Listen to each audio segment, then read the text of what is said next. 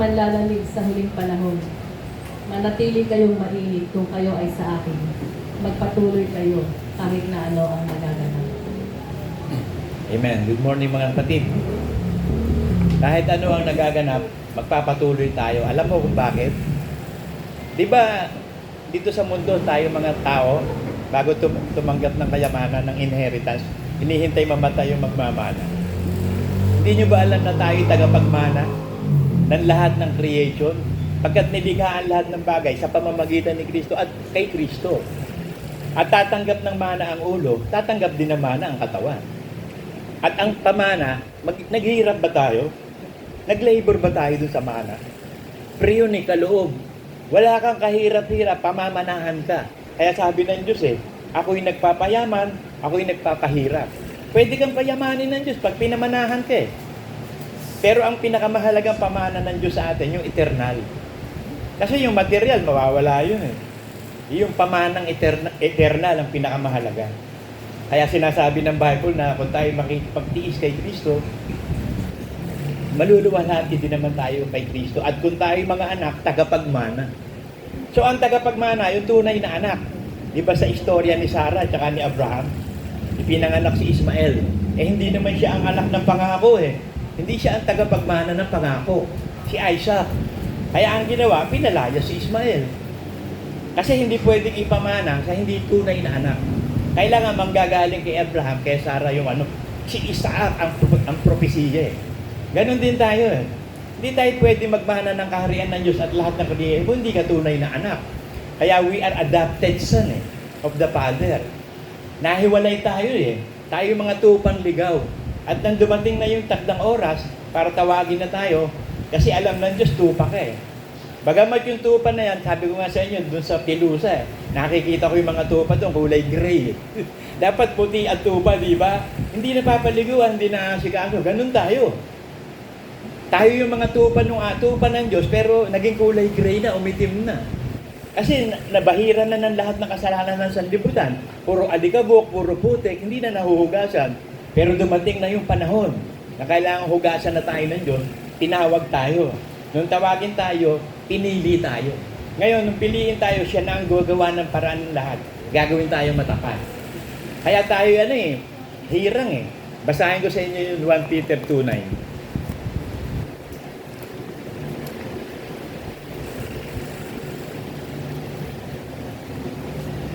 Dadapot kayo isang lahing hirang, isang makaharing pagkasaserdote, bansang banal na pag-aaring sarili ng Diyos, upang inyong ipahayag ang mga karangalan yung tumawag sa inyo mula sa kadiliman hanggang sa kanyang kagilagilalas na kaliwanagan. Alam niyo yung 12 lipi ng Israel? Yung isang lipi doon, si Levi. Ang tawag doon sa maglilingkod sa Diyos, sa lahi ni Levi, mga Levites. Ang tawag doon, mga saserdote. Ngayon tayong lahat sa lahi ni Levi, saserdote tayong lahat. Hinirang tayong saserdote. Ngayon, ang mana ng mga saserdote, hindi naman pera Hindi yung hanap buhay Ang pamana ng Diyos sa saserdote, yung lahat ng income ng 11 lipi, mag-iikap at handog. Sa pastor lang ibibigay, hindi naman sa inyo. Pero ang mana natin ay ang Diyos. So kapag ang mana mo ay Diyos, walang ubos. Mauubos mo ba kaya mana ng Diyos? Kaya sabi ng Diyos ninanakawan ako na itong bayan Saan ka nanakawan? Sa mga ikapot handog. Subukan niyo ako sa bagay na ito. Manumbalik kayo sa akin. Bubuksan ko ang sangkalangitan. Ibubuhos ko ang pagpapala na walang higit na silid na kalalagyan. Aapaw. Kaya yun ang pangako sa atin ng Diyos Ang mana natin ang Diyos. So, huwag kang matakot dito sa buhay na ito. Kasi itong lugar ng earth, training ground. Inilagay tayo ng Diyos dito, i-training, testing ground. Sino yung makakapasa para tumanggap ng inheritance? Tatanggap ka ng pamana. Walang hirap. It is a gift of God. Pero kailangan maabot mo yung requirements. Di ba minsan may mga magulang na sasabihin, pamamanahan lang kita pag nag-asawa ka. Pamamanahan kita kapag may anak ka. Meron silang requirements para pamanahan. Ang requirements ng Diyos sa atin, simple-simple, para pamanahan tayo. Romans 8:17.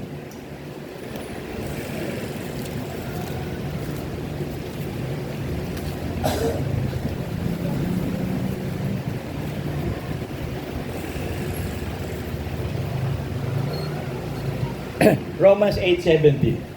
At kung mga anak ay mga tagapagmana nga, mga tagapagmana sa Diyos, at mga kasamang tagapagmana ni Kristo.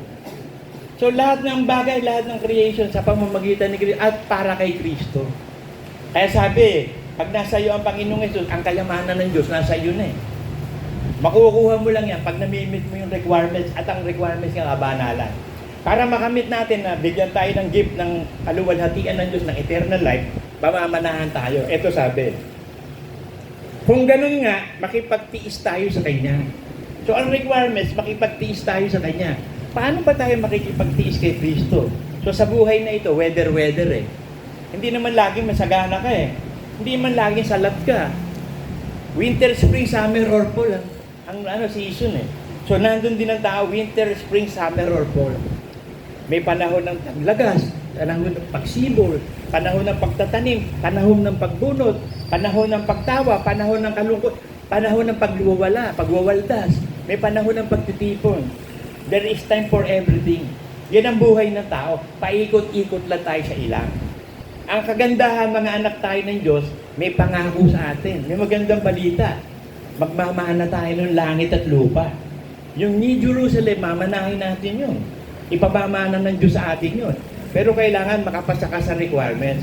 Kaya tayo binigyan ng pananampalataya. At yung pananampalataya, 8 kilos yun, ibibigay ang Espiritu Santo.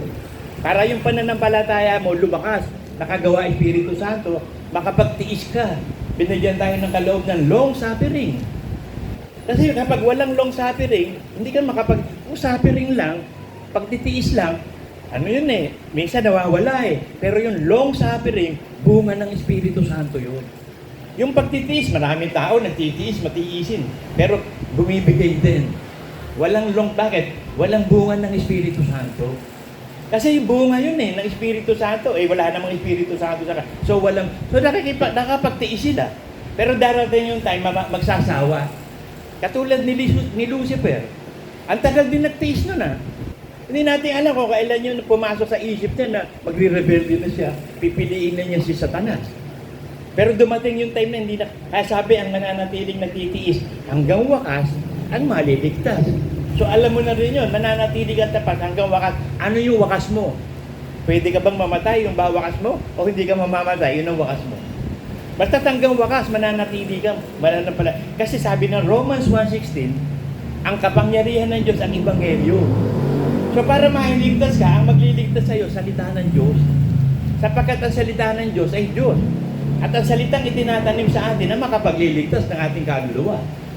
So, alamin mo ang mga paraan. Ano kalooban ng Diyos? Magpakabanal-banal. At ang pagpakabanal-banal, mabuhay sa salita ng Diyos. Kaya binigyan tayo ng bagong buhay, isang bagong life resurrected in Christ. Kaya nung muling mabuhay si Kristo, nagbigay ng sample. Lumabas yung mga patay doon sa sementeryo, pumunta ng Jerusalem. Kaso hindi pa sabay-sabay luluwalhatiin talaga glorify. Pinatay din yun. Kasi kailangan sabay-sabay luwalhati. Alam nga naman, luluwalhatiin sila ang... Hindi pwede. Unfair yun. Nagpasample lang nang mamatay si Kristo, nabuhay siya maguli. Excuse me. Kaya sabi ni Pablo, kung walang muling pagkabuhay, para sa pananampalataya, edi we eat, we drink, and be merry, for tomorrow we die. Kung ang buhay, kasi yung pagtatapos, yun ang simula eh. The ending is the beginning. Kasi dalawa yung pupuntahan ng tao eh. Eternal life, eternal dimension. Damnation. Hindi dimension. Damnation. So kapag namatay kang banal, nasa Diyos ka, eternal life yun. Namatay kang wala sa Diyos, eternal damnation yun. So dito mo ihahanda kung ano pupuntahan mo. Ito yung battleground, itong mundo. At itong mundong to, ibinigay na sama-sama, sabi sa Job. At ibinigay na sama-sama ang mundong ito. Kaya yung mga judge, nakita mo, unfair dito sa lupa eh. Merong mabuting nakukulong, merong makasalanan nakakalaya. Bakit? Nababayaran yung judge eh. Bakit? Pinayagan na ng Diyos mag-hari masama. Humatol na ng mali. Kasi doon sa langit, hindi sila makakalusot doon. Hahatol si Kristo doon. Si Kristo ang judge doon eh. Siya yung nakaupo sa white throne judgment eh. Haharap tayong lahat sa hukuman ni Kristo. At kung ano ang ginawa natin sa ating katawan, doon tayo magsusulit. Ano, habang nasa katawan ka pa, ano ginawa mo? Yan bang katawan mo na yan, inalay mo sa Diyos bilang handog na buhay? Para makasunod ka sa Diyos. Ma-meet mo yung requirements ng pagtitiis. O di magmamana ka ng buhay na walang alat. At lahat ng bagay na nilikha ng Diyos. At hindi pumasok sa puso ng tao ang inihanda ng Diyos. Yung pamana ng Diyos. Di ba ang mga tao naglalagay ng last will testament? Sa mayayaman lang yun. Eh yung mahirap, pagawa pa ba ng last will testament, eh di binili lang nila ng 1 kilong bigas. Pero ang mayayaman, bakit? Mag-aaway-aaway yung mga anak eh. Mayaman yun eh. Gumagawa na. Sila na pa. Kaya kita mo kapag ang tagapagmana, mamamatay na. Bedridden. Kung mo yung mga anak siyempre magmamana, imbis na ipag-pray na mabuhay pa, ang gusto mamatayin eh. Yun ang tao. Natural sa tao yun, sakin. Ipag-pray niya na mamatay na. Ganun, para magmana na sila. Tayo hindi eh.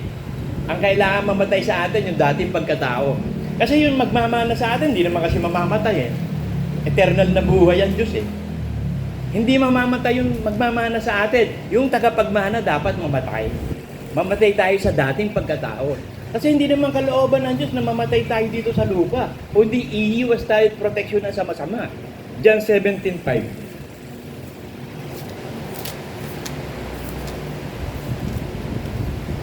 John 17:15. Hindi ko idinadalangin na alisin mo sila sa sanlibutan. Sino yung sinasabing sila? Mga anak ng Diyos? Hindi idinadalangin ng Panginoong Yesus na alisin tayo sa sanlibutan. Kundi ingatan tayo mula sa masama. Kasi merong buhay na hindi mamamatay eh. Iingatan ng Panginoon yun. Kasi hindi mamamatay yun eh. Para buhay siyang kunin. At ngayon yung mamamatay talaga, nakatakda na yun. Wala tayong magagawa dun eh. Sabi sa Hebrews 9:27 eh.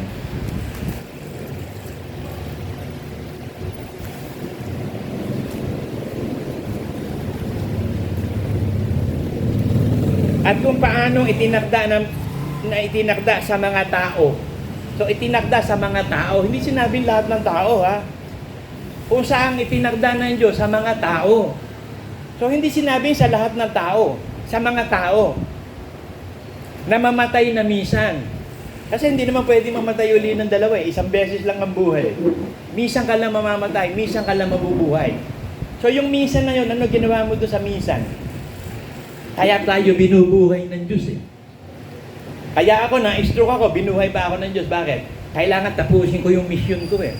May kalooban ng Diyos sa bawat isa sa atin. May plano ang Diyos sa bawat isa sa atin. Mula sa pasimula hanggang sa katapusan. May plano. So, planado na yan, tapos na yan, in-execute na yan. So, ikaw naman, kung alam mo na ang kalooban ng Diyos, alam mo na paraan, makipagtiis tayo kay Kristo upang magmana tayo ng buhay na walang, at lahat ng creation. At gayon din naman,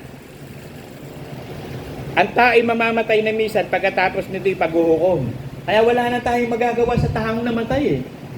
Kahit ipag-pray mo ng pag-ipay-pray, wala na yon. Hahatulan siya ayon sa ginawa niya nung nasa katawan pa siya. Wala na siya sa katawan eh. Patay na siya eh. Pero yung kaluluwa, hindi mamamatay yun eh. Hahatulan yun. So, yung first death, yun yung katawan. Yung second death, yun yung kaluluwa. Kaya sabi yung second death, hahatulan yun sa impyerno. Yung second death, o pangalawang kamatayan ng espiritu at kaluluwa yun. At ang kamatayan nila ilalagay sa impyerno, sa dagat-dagatang aton. Kaya sabi ng Diyos, huwag kayong matakot doon sa pumapatay ng katawan. Kasi katawan lang mapapatay nun eh. Matakot kayo doon sa pagkatapos patayin ng katawan. May kapangyarihan, itapong ba sa impyerno yung kaluluwa. Diyos lang ang may kapangyarihan nun. Si Satanas, pwedeng pumatay kung papayag ang Diyos. Hindi naman makakapatay si Satanas pag ayaw ng Diyos eh. Kaya ang overall powerful Almighty God in the whole universe.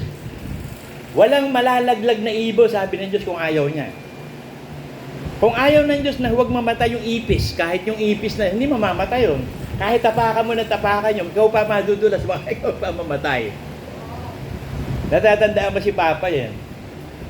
Di ba pag nakakain ng spinach si Papa, ang lakas-lakas? Merong lamok, buisit na buisit siya. Meron siyang shotgun eh. Binaril niya yung lamok, hindi din naman nakakailag eh. Ang alam niyo nangyari, nagkasira-sira yung bahay ni Papa eh. Eh, ang nangyari pa, nakakain ng spinach yung lamok. Eh, di ang laki ng katawan. Ang ginulpi pa. Nakakain eh. So, yun ang pangyayari, yun ang ano kay Papa eh. Balik, punta tayo sa 28 naman. At gayon din naman si Kristo ay nihandog na minsan upang dalhin ang kasalanan ng marami sa ikalawa. Pakikita na siyang hiwalay sa kasalanan. Sa ikalitas ng mga nagsisipaghintay sa Kanya. Kaya magtitiis ka maghintay. Yung pa naman ang kahinaan ko, yung maghintay. Wala akong ano yan eh. Inip na inip ako lagi. Kaya makikita nyo, pag nagwo-worship tayo, naglalaro ako ng baraha. Solitaire. Bakit? Para hindi ako mag-isip na mag-isip. Nakapokus ako doon sa ginagawa ko. Titingnan ko lang yung orasan. Kapag alas 10 na, lalabas na ako. Kaya ako eksakto ko lagi. Napaka mainipin kong tao. Kaya pag natatanda ko, nag-uusap kami talaga ni Baby kasi ayoko maghintay eh. Pag may problema, sinusolve ko kaagad. Ayoko na may problema. Kasi po, problemahin mo pa yun eh. Eh kung sinulve na, di wala ka ng problema. Kaya kayo, pag may problema, solvein nyo na agad. Pag may konting nararamdaman sa katawan, gamutin na. Huwag mo na hayaan lumala pa. Solvein ng problema. Ay, kwento ko na sa inyo yan eh. Nag-meet kami ni Baby. Doon sa Manuel. Natatanda, nagtatrabaho siya dito kay ano yan. Alimutan ko lang yung pangalan. Ano yun eh. Officer ng gobyerno. Eh magmi-meet kami, manonood yata kami ng sine. O sabi ko, ano oras siya pwede lumabas? Alas 4. Pwede na yun, okay na sa bus mo, okay na yun. O sige, sa tingin mo, ilang minuto ka makakarating sa Manuela? Mga 30 minutes ago, ay di 4:30. Eh ako, nakamotor eh. Kaya-kaya kong puntahan agad yun. Sabi ko, dagdagan natin ng 10 minutes, 5 minutes. 4:35. 4:35, pupunta tayo doon, ha? Ngayon, bibigyan pa natin ng 5 minutes ulit, grace period. Para 4:40. Pag 4:35, nandun na ako. Pag 4:40, wala ka pa, wala na, hindi na tayo mag-meet. Hindi mo na ako makikita. Ang ginawa ko, nagtago ako. Nagtago ako doon sa meeting place namin. Tinitingnan ko kung darating siya. Tinitingnan ko yung oras. Aba, 4:30 na, wala pa. 4:35 na, wala pa. Eh di nag 4:40. Walis na ako. Galit na galit sa akin. Sabi, bakit ka umalis? Sabi ko, ano ba usapan? 4:40, di ba? Makikita tayo. Ano oras siya dumating? 4:45. O 4:40, late ka na 5 minutes. Wala na ako. Mula nun, tandaan, hindi na nalit yun sa usapan namin. Kilala niya ako eh. Ganon din ang Diyos eh. Pag nagsalita ang Diyos na isang bagay, sigurado yun. Pag sinabi niya pamamanahan ka. Pero magtiis ka. Hindi ka nakapunta sa langit. Ba't ka hindi nakapunta? Hindi ka nagtiis eh. Sabi ko, magtiis ka eh. Ba't hindi ka nagtiis? Yun na sabi ko. Kasi ang salita ng Diyos, hindi pwedeng baguhin. Hindi ka pwedeng magdagdag, hindi ka pwedeng magbawas. Puro salita ng Diyos eh. So, ganun tayo, we are like God dapat. Yung sinabi mo, dapat mong gawin. Ikaw mo tao tayo. Hindi natin nagagawa kung ano sinabi natin. Kaya ayaw ng Diyos na mangangako. Kasi pag nangako ka, mapapako. Alam ng Diyos yun eh. Mahina ka, kahit gustong-gusto mong gawin yun, pero pinangako mo, pwedeng hindi mangyari. Future yun eh. Kaya nauunawa tayo ng Diyos dun. Minsan nakakapangako din ako, hindi ko natutupad eh. Pero pag ako nagsalita talaga, siguradong gagawin ko yun. Kaya nga, sabi ko sa kanila, pag nag-uusap kami, di ba, lumakad kami, marami kami pamilya. Kukuha ako ng isang focal point. Sabi ko, nakikita nyo ba yung, ano na yan, yung food chain na yan? O yan, Papay. Diyan sa harap na yan, magkikita-kita tayo ha. Pwede tayo maghiwa-hiwalay. Ang focal point natin, ang meeting place natin, yung harap ng Papay. Nagkakaintindihan ba? Kasi pag lumakad yan, dapat naghihiwalay kasi ang hirap na susunod-sunod ka eh. So, sabi ko sa kanila, basta ito focal point. Magkikita tayo dito ng alas 5. Kung kayo dumating dito ng alas 5, wala pa, at wala pa rin ako, huwag kayong aalis. Kasi tiyak na pupunta ako dyan. Kung ako patay na, magre-request ako sa Diyos, Lord, may sinabi ko doon na kailangan kong pinangako eh. Pupunta ako doon ng alas 5 eh. Hihingi ako ng ano, kung papayagan ako. Buti napansin ko. Hindi mapagpaliban ng Panginoon tungkol sa kanyang pangako. Ang dami ko nang na-express na hindi na-record. Eh buti na-record pala. Thank you, Lord. nakahabol. Hindi mapagpaliban ng Panginoon tungkol sa kanyang pangako. Nagaya ng pagpapalibang ipinalalagay ng iba. Kundi mapagpahinuhod sa inyo. Meron siyang long suffering. Kapag pahinuhod, long suffering yun. Kaya pag may long suffering ka, nasa iyo ang Diyos. Nasa iyo Espiritu Santo, nasa iyo bunga ng long suffering. Na hindi niya ibig na sino may mapahama, kundi ang lahat ay maligtas. Dadapat darating ang araw ng Panginoon na gaya ng magnanakaw. Na ang sangkalingitan sa araw na yan mapaparam, nakasabay ng malaking ugong, malaking earthquake. Eh pag nag-earthquake, umuugong, nagigiba lahat eh. At ang mga bagay sa langit mapupugnaw. Lahat ng galaxies, billions and trillions of galaxies mapupugnaw. Susunugin lahat yun. Sa matinding init. At ang lupa at ang gawang nasa lupa ay pawang masusunog. Kailangan sunugin yung dating lupa. Kasi marumi eh. Hindi mananahan ng Diyos sa marumi. Ang tahanan niya, lugar ng kabanal-balar at paghahari ng katuwiran. Kaya nga bibigyan niya si Kristo na 1,000 taong paghahari. Maghahari ang katuwiran sa buong mundo nun. Pero hindi talaga yung mundo na yon. Ang bababaan ng New Jerusalem, kailangan gunawin. Pero binigyan niya muna ang Panginoong Jesus ng consolation, prize ng reward. Maghahari siya ng 1,000 taon. Binigyan din tayo ng reward. Kasama ni Kristo, katawan tayo eh. 1,000 taon din tayo maghahari. Sacerdote at hari. We are priest and king in Jesus Christ. So maghahari tayo ng 1,000 taon. Lahat ng plano ng Ama, ibinigay na kay Kristo. At ini-execute ni Kristo ang lahat. And when the gospel is preached to all the world, and then the end shall come. So at saka lang gugunawin ang mundo. Yung iba, akala magugunaw na eh. Natatakot na sila eh. Hindi pa, ang tagal pa niyan. Tingin ko mga 3,000 plus. Gugunawin na yung mundo na yan. Eh mag-ahari pa ng 1,000 taon si Kristo eh. O pag-ahari niya ng 1,000 taon. Kasama tayong mag-ahari. Magkakaroon ng last judgment. Eh kung walang oras ang Diyos, eh ang daming taong dadalhin sa impyerno eh. Ipakikita mga ebidensya. Kasi hindi pwedeng humatol walang ebidensya. Ang judge, humahatol ayon sa ebidensya. Paano mo nalaman yung Diyos na hindi mo nakikita ay may Diyos? Sa mga bagay na ginawa niya, doon mo malalaman may Diyos. So yung ebidensya, kung hindi ka naniniwalang may Diyos, kasi hindi mo nakikita, paniwalaan mo siya sa bagay na ginawa niya. Halimbawa, lumabas ako ng bahay, nagpunta ako doon sa kaibigan ko. Pagpunta ko doon sa kaibigan ko, may nakita ko itong kakaibang bagay. Kakaiba yung gawa. Nagtataka ngayon ako. Ano kaya yun? O di, umalis na ako. So yung bagay na ginawa niya, may gumawa nun. Alam nga namang walang gumawa, nakita ko ebidensya. So ganun din tayo eh. Halimbawa, yung nakikita mo mga bituin sa langit, paano mo nalamang Diyos ang gumawa? Eh ba't may kaya bang gumawa tao nun? Yung pinakamaliit na insekto na lang, hanep, gumawa ka nga ng hanep. Pinakamaliit na lang. Tingnan mo kung makagawa ka ng hanep. Eh lahat ng uri ng creeping things, nilikha ng Diyos eh. Lahat ng land animals, air animals, water, nilikha lahat ng Diyos yan. Lahat ng punong kahoy, lahat ng halaman, nilikha ng Diyos lahat yan. Para sa atin yan. Para itong pagsubok sa atin dito sa lupa, may provision. Kaya ang nilikha ng Diyos, provision muna eh. Di ba? Bago niya nilikha ang tao, kumpleto na provision. Lumikha na siya ng mga halaman, punong kahoy, hayop sa tubig, hayop sa himpapawid, hayop sa lupa. Bago pa niya nilikha, on the sixth day ang tao. At para ang tao ay mapagpala niya, kasi siya lumikha, gumawa siya ng Garden of Eden. Kasi ayaw niya mahirapan yung nilikha niya, siya lumikha eh. So puproteksyonan niya yung nilikha niya. Naglagay ng Garden of Eden.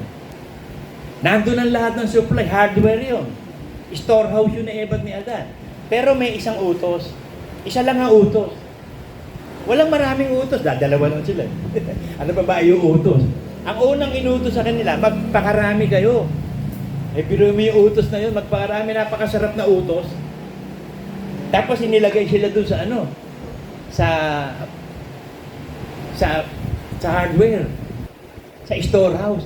Nandun lahat ng supply. Naglagay ng utos ang Diyos. Kasi nandun ang lahat ng supply. Sabi ng Diyos sa kanila, lahat ng punong kahoy dito nagbubunga at ang lahat ng halaman na nagkakaroon ng binhi, yan ang pagkain nyo.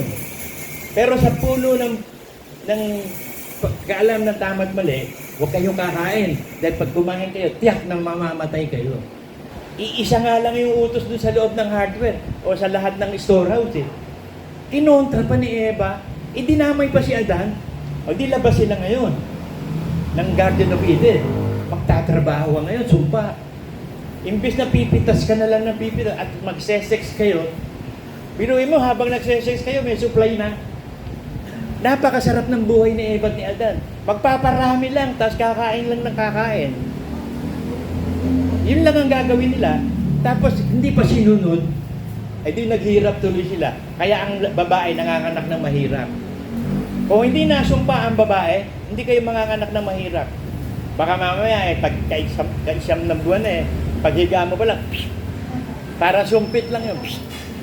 Ngayon hindi, paiirihin ka pa Tapos pagpa-practicing ka pa ng ire, kung ano pa gagawin sa iyo. Ang mga siyensya nakagawa naman. Yung parang yung sasaksakan ka nun. Yung hindi ka na masasaktan, ewan ko ano yung gamot yun Hindi anesthesia. Nakalimutan ko lang merong medical terms dun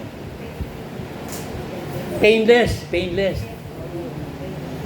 Alam nyo, pangit yung painless. Bakit? Hindi ka mag-i-stretch yung katawan mo Pag nanganak ka ng painless, hindi ka magiging malakas.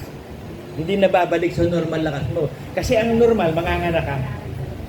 Ginawa ng tao ang normal Manganganak ka, pero painless. Kailangan maghirap. No pain, no glory. Kung walang paghihirap tayo dito sa lupa, na siyang requirements na magtiis, hindi ka magiging tagapagmana.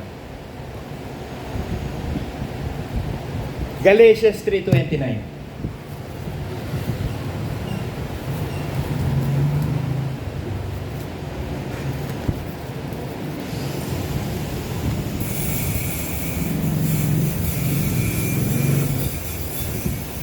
At kung kayo'y kay Kristo, ngay binhi kayo ni Abraham at ang tagapagmana ayon sa pangako. Kaya pinalaya si Ismael, hindi tagapagmana yon ayon sa pangako.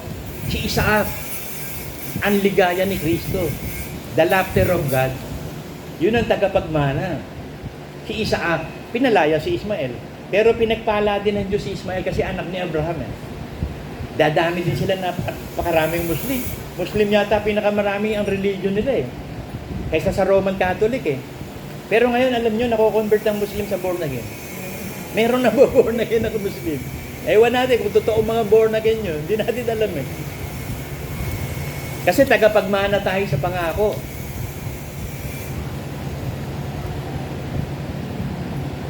Kaya sabi sa Hebrews 6:12,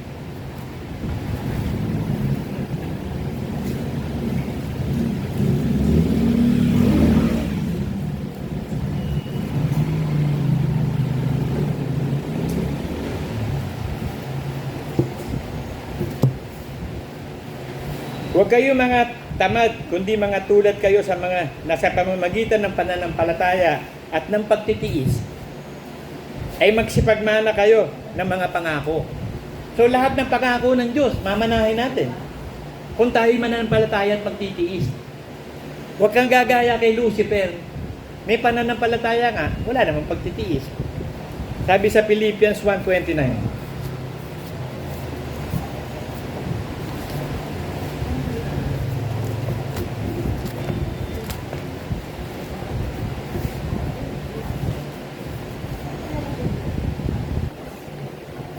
sapagkat sa inyo'y pinagkaloob alang-alang kay Kristo, hindi lamang upang manampalataya sa Kanya, kundi upang magtiis din naman alang-alang sa Kanya.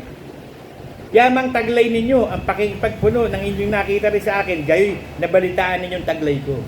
So hindi lang pananampalataya, pagtitiis. Kaya sabi, idagdag ninyo sa inyong pananampalataya ang ganito, ang kaalaman, ang karunungan, ang kabanalan. Ewan ko, nasa 2 Peter 5 ba yun o 1 Peter 5?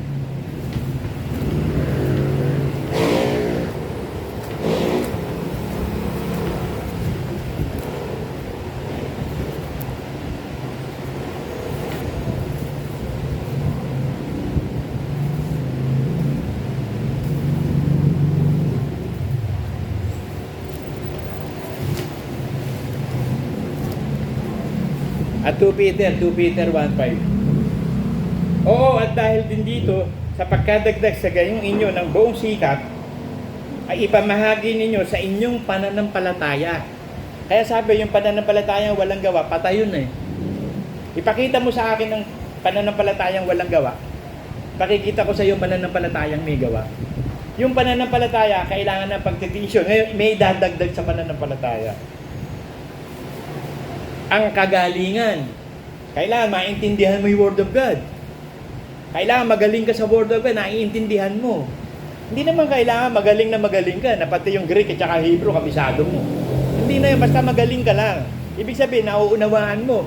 Alam mo yung pinananampalataya, alam mo yung sinasabi ng Diyos, magaling ka. At sa kagalingan, ang kaalaman. Kasi pag naturuan ka ng wastong aral, malalaman mo na kung paano gawin. Halimbawa, hindi ka marunong mag-drive ng kotse. Napapanood mo lang sa YouTube kung paano. Mas maganda kung may magtuturo talaga sa yung personal hands-on. Para tiyak na marunong ka. Kasi nasa Google na lahat, nasa YouTube na lahat eh. Pag ako merong gustong itanong, pupunta lang ako sa Google, kay Judith, sabi, what is this, Google? Okay, Google, what is this? Sasagutin ka na. At sa kaalaman ay ang pagpipigil. Kasi pag alam mo na, pwede ka na magpigil. Halimbawa, kayo ngayon, di naman kayo maabot pa ng 60. Eh ako, umabot na ng 60, kailangan pigilin ko na sarili ko. Kasi merong sarcopenia. Alam niyo yung sarcopenia? Yung nauubos yung muscle ng matanda. Merong tinatawag na deterioration ng muscle. Kasi hindi na naglalabas ng collagen ng matanda. Kaya kayo, hanggat 40, simulan niyo na. Kumain na kayo ng masuhusay na pagkain. Prutas, gulay, isda. Fruits and nuts. Tsaka maraming tubig.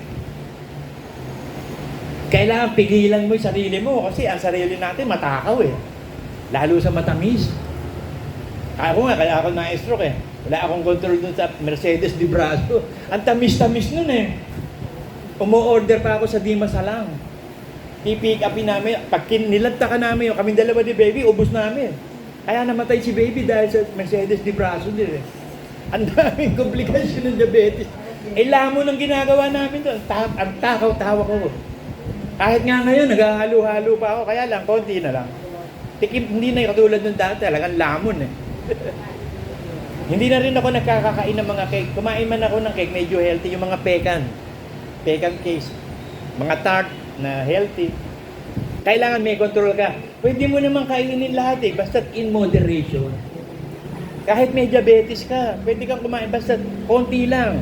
Katulad ng mga prutas, akala natin mahuhusay. Oo, pero pag diabetic ka na, hindi na pwedeng magkakain ng marami. Yung mga hinog na mangga, ang tamis-tamis niyan. Yung pakwan, ang tamis-tamis niyan. Lahat ng mga tatabis na prutas, fructose yan eh. Konti-konti lang, di isang piraso ng pakwan. Eh, ang problema ang tao, walang self-control. Yung iba, isang pirasong pakwan, isang kalahating pakwan yung kakainin niya. Wala siyang self-control, kaya binigyan tayo ng Diyos ng self-control. Oo, ngayon ko lang natututunan. Pagdating pala ng ganong age, may sarcopenia, hindi ko to alam eh. Eh, 68 na ako, nasayang yung 8 taon. Nagdi-deteriorate pala ang muscle. So, kasi pwede ka hindi uminom ng gamot eh. Your body will heal your body. Pero may kakasangkapanin yung body. Ano yung kakasangkapanin ng body? Yung mga protein na kailangan niya para pag natutulog ka, i-repair niya yung muscle mo. Rich in protein, Greek yogurt, yung mga ganyan. Yung mga cottage cheese, kiwi, walnut, almonds. Ang dami. Ang dami mga fruits and nuts. Yan ang kakainin mo sa almusal, kakainin mo din sa gabi. Para pag natulog ka, ako medyo lumalakas-lakas na ako. Pero ang dami ko pa rin support, knee support, 2, waist support. Hindi pwede, ang bagal. Kita nyo, makikita nyo na parang ang tandang ugod-ugod. Pero ngayon, nararamdaman ko na medyo lumalakas-lakas na. Ibig sabihin, nagpo-produce na ng collagen ng katawan ko. Hindi ako umiinom ng gamot. Wala akong iniinom na gamot sa diabetes ko, sa high blood, hindi. Yung kakainin ko, yun ang magpapagaling sa akin. Dahil yung katawan ko, pag gagalingin niya, ang sakit ko. Pag meron siyang kakasangkapanin na pagkain na ibinigay kay Eva at kay Adan, ang halaman na nagbubunga, ang mga punong kahoy na nagbubunga, at ang halaman ng mga iyan ang inyong magiging pagkain. So, yun ang pagkain. Hanggang sa lumabas na nga sila ng Garden of Eden, bakit ipinagbawal ng Diyos ang baboy sa Israel? Kasi yung mga red meat na baboy na yan, ang sasama ng ano yan eh. Napanood ko nga sa internet, sa Microsoft, ang daming parasite pala niyang baboy. Tignan mo, bakit sinabi ng Diyos, ang mga taba ay sa akin? Yung taba sa Diyos.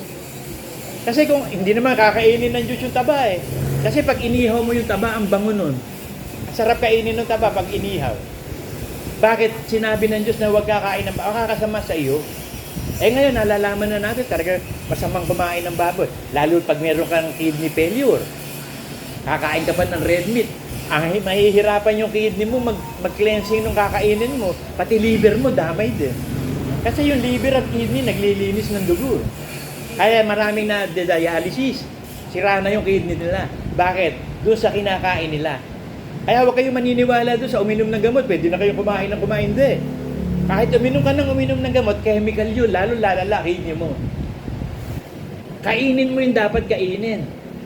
Nakikita naman yan sa YouTube, sa Google. Kasi doktor kasi ano yan eh. Mga ano yan, puppet na mga pharmaceutical yan eh. Para siyempre, kikita yung gamot nila. Pero pag naiintindihan mo ng sistema ng katawan, bakit nabubuhay yung tao na wala namang ininom na gamot ah. Pag nagkasakit nga sila, sasabi, kumuha ka nga ng dahon ng guyabano at painom mo kay kaka. Diba? Kumuha ka, si Isaiah nga eh. Kaya si Kaya, dahon ng igos eh. Puro dahon. Nasa Revelation yan eh. Ang dahon ay pagpapagaling sa bansa. Saan ba nanggaling ang gamot? Sa mga dahon, sa mga prutas, sa mga gulay, sa mga puno. Eh kaso, dumaan na sa chemical eh. Nakakasama na sa kidney. Kaya kahit umiinom ka ng gamot mo dun sa sakit mo, diabetes o high blood, sumasama naman din yung kidney mo. Kaya pag matunayan mo na, yung may self-control ka na, so hindi naman talaga ito topic natin. Gusto ko lang kayong bigyan ng paalala. Buti kayo, wala pa kayong 60. Pero kahit wala pa, kahit ngayon na, magsimula na kayo kumain ng tamang pagkain. Para hindi nyo pagsisihan. Eh ako na-stroke ako dahil tumaas yung blood sugar ko. Eh bilhin mo, lantakan mo araw-araw yung Mercedes Vibra Randimasa. Eh ang sarap nun eh. Pioneer Randimasa lang din eh. Sa pag, ano na mga tinapay. Talagang ano, nag-post nga si Jensen yan, the oldest bakery in the Philippines. Totoo yun. Maliit pa akong bata, Dima Salang na yan eh. Yan ang pseudonyms ni Jose Rizal eh. Dima Salang. Kasi mga Freemason yan eh. Alam niyo yung mga Freemason, meron silang mga code name, pseudonames. Malihim ang Freemason. Yan si Bonifacio. Lahat sila may mga pseudonyms yan. Di ba? Kalimutan ko lang yung sa history. Yung Dima Salang lang natatandaan ko. Ibig sabihin ng Dima Salang, hindi magalaw, hindi magagalaw. Pero nagalaw siya ng mga Kastila, di ba? At idagdag ninyo sa inyong pagtitiis ang kabanalan. So, saka ka lang mababanal pag nakontrol mo na. Kasi susupilin mo yung katawan. Halimbawa, bigyan ko yun ng isang example na kailangan, ay yung mga bakla at tomboy, hindi maliligtas siya pag hindi na born na ganyan. At kami pag na born na ganyan, kailangan manampalataya sa salita. So, ang pananampalataya sa salita, susunod ka sa salita ng Diyos, maliligtas, kahit bakla ka pa o tomboy. Susupilin mo yung damdamin mo. Kasi hindi naman sila, umiibig sila sa kapwa lalaki, umiibig sila kapwa babae, nararamdaman nila yon. Meron pa nga umiibig, kahit may asawa na, umiibig pa sa iba. Di ba the second is more better, the second, bakit? Damdamin yun eh. So kung ikaw, kailangan supilin mo yung katawan, supilin mo yung damdamin mo. Hindi ka dapat umibig sa kapwa, pupunta ka ng impyerno. Eh yung iba sabi eh, pag na-born again ng ang bakla, pupunta na, oo, pero may dadaanan pa siya Magtitiis siya, pipigilin niya ang sarili niya. Hindi na siya bakla, hindi na siya tomboy. Pero pwedeng huwag mo hatulan yung bangkat to, pwedeng masisi yun eh. Pwede makasunod sa Diyos yun. Kasi yung iba ay nahatulan na pag bakla, tomboy, impyerno, oo, pag hindi nagsisi. Yun din naman eh. Ang susi eh, magsisi. Para ka maligtas, magsisi sa kasalanan, manampalataya, at magtiis. At ang kabanalan ay ang mabuting kalooban sa kapatid. At ang mabuting kalooban sa kapatid ay ang pag-ibig. So pag nagkaroon ka na ng kabanalan, naghahari na sa iyo Espiritu Santo. Nasusunod mo na halos lahat ng salita ng Diyos. Nasa iyo yung pag-ibig. Perfect love casts out fear. Nawawala na yung takot sa iyo dahil perfect na yung pag-ibig eh. Nasusunod mo na lahat ng kalooban ng Diyos. Araw-araw nasasanay ka na sa kabanalan. Kaya may utos ng gano'n sa 1 Timothy. Timoteo, magsanay ka sa kabanalan. Sapagkat ang exercise ng katawan, may pakinabang. May masigit na pakinabang ang kabanalan. At ang dulo nun, buhay na walang hanggan. Kaya napakapalad natin, tagapagmana tayo ng lahat ng creation. Kahit wala kang bahay at lupa dito, sa mundong ito, iiwan mo naman yan, susunugin mo, the useless din. Biruin mo, kahit wala tayong magarang worship area, iiwan din natin yan eh. Biruin mo, pagdating sa langit, ang worship area natin, yung buong temple ng New Jerusalem. Doon tayo mag-worship. Kahit wala kang malaking bahay. Ang laki ng bahay mo, isang kwarto doon, aalog-alog ka. Kahit wala kang kotse, kahit wala kang kayamanan. Hindi mo kailangan ng kotse, lilipad ka doon eh. Hindi mo kailangan. Kayamanan? Hindi eh. Biruin mo, pader nga lang, kayamanan eh. Pader na lang yun eh. Millions and trillions of dollars na presyo nun. Yung yung flooring pa, ginto, parang bubog daw. Yung bahay mo pa doon, napakatindi. Kaya mayayaman tayo eh. Mayaman na tayo. Kasi ang kayamanan ni Kristo, yun ang kayamanan natin. Kaya makipagtiis tayo. Basahin ko ulit sa inyo Romans 8:17.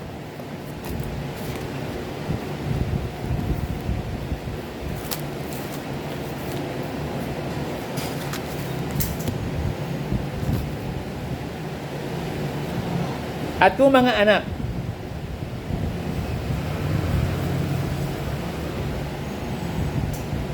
akala ko wireless. Puro meron nga pala, wala nga pala yung wireless. At kung mga anak, tagapagmana nga. So siguraduhin mong anak ka ng Diyos. Pag anak ka ng Diyos, tagapagmana nga. At kung tagapagmana sa Diyos, kasamang tagapagmana ni Kristo. Kaya hindi tayo bababayaan ni Kristo kung saan nandun siya, nandun tayo eh. Kung gayon nga, makipagtiis tayo sa Kanya upang tayo lumulhati namang kasama niya. Sapagkat napatutunayan ko na ang pagtitiis sa panahong ito hindi karapat-dapat maitumbas sa kaluwalhati ang mahahayag sa atin. Biro mo, wala pa tayong alam doon sa ihahayag ng Ama. May ihahayag ang Ama sa atin doon sa langit. At kalooban ng Ama, ang lahat ay at makaalam ng katotohanan. So malalaman natin doon sa langit ano yung plano ng Ama sa atin. Talagang napakatindi nun. Hindi pumasok sa puso ng tao, hindi pumasok sa tenga. Basahin nga natin yun, 1 Corinthians 1:9.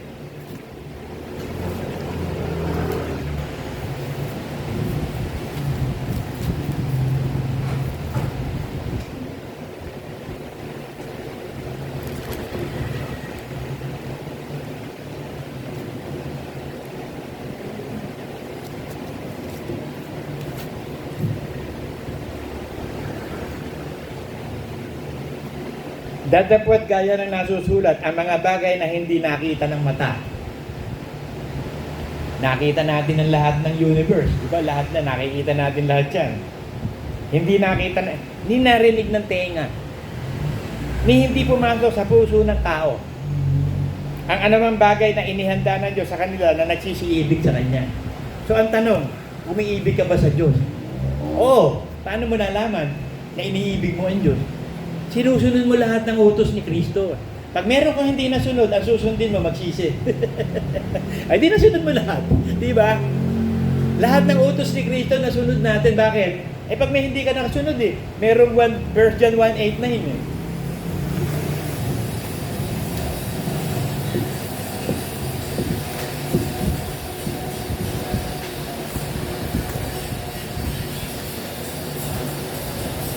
Kaya sigurado yung pamana eh. Walang kabula. Yung kaloob ng kaligtasan natin, sigurado yun. Hindi pwedeng hindi mangyari. Tagalangit tayong lahat. Kasi halimbawa, hindi ka nakasunod. Sabi ng Diyos, buong-buong ika-10 bahagi, ibibigay mo. Eh hindi mo binibigay ang buong sakba. So magsikap kang ibigay. Ngayon, kung talagang nagsisikap ka na at hindi mo pa rin magawa, buti na lang meron uunawain ka na lang ng Diyos. Pero wag intentional. Kasi wala nang kain pa para sa'yo pag intentional lang kasalanan.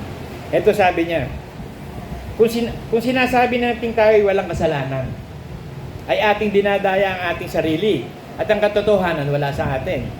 Kung ipinahayag natin ang ating mga kasalanan at tapat na banal na siya tayo patatawarin sa ating mga kasalanan at tayo lilinisin sa lahat ng kalikuan.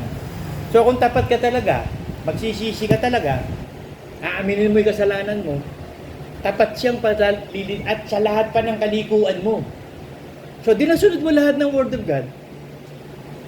Siguradong nasunod mo lahat. Bakit? Pag hindi mo nasunod, meron sagot na isa eh. 1 John 1:8-9. Ay di lusot ka na naman. Kasi yun ang daan papunta sa Ama eh. Nagkasala ka, nagkulang ka, humingi ka ng tawad, hindi mo nagagawin. O edi, lusot ka na. So yung security of faith na ibinigay sa atin ng Diyos, sigurado yung kaligtasan, sigurado yung pamana mga kapatid. In Jesus' name. Amen.